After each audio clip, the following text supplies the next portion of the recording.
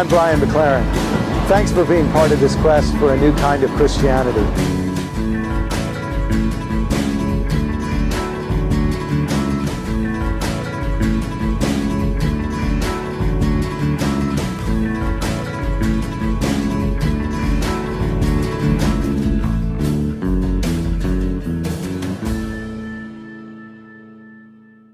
All right, question number 9. The pluralism question.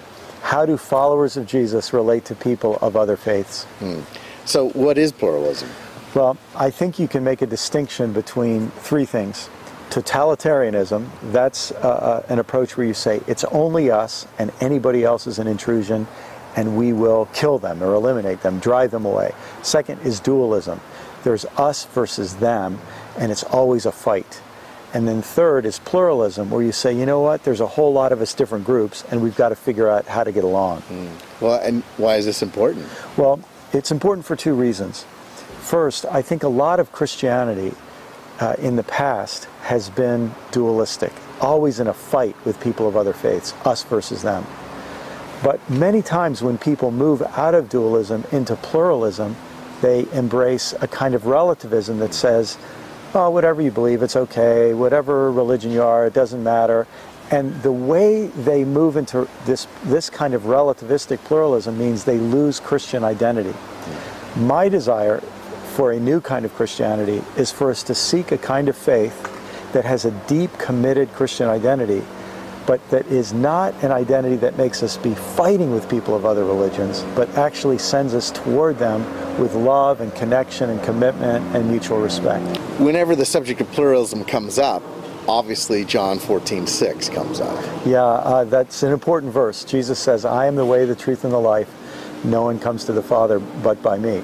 And so many times Christians interpret that verse as if to say, that means we have to be in a hostile relationship to people of other faiths. It's us or them. In the chapter, I go into some detail to really explore what that verse meant in context. And I'm convinced John 14:6 has nothing to do with our attitude toward people of other faiths. But John 14:9 has a lot to say. And John 14:9 is where Jesus says, if you have seen me, you have seen the Father. What that tells us is if we want to get a vision of how God feels about people who are different, we should look at how Jesus treats people who are different. And if we adopt Jesus' attitude, then we'll move toward people of other faiths with Christ-like compassion. And again, if we follow Christ in that way, we'll be exemplifying a new kind of Christianity. You know, this is one of the most important of the 10 questions because this morning people woke up all around the world, Christians, Muslims, Jews, people of other faiths, planning to kill each other, and very often believing they were doing so in the name of God. People woke up today spreading misinformation and prejudice about each other, creating an attitude of hatred and fear.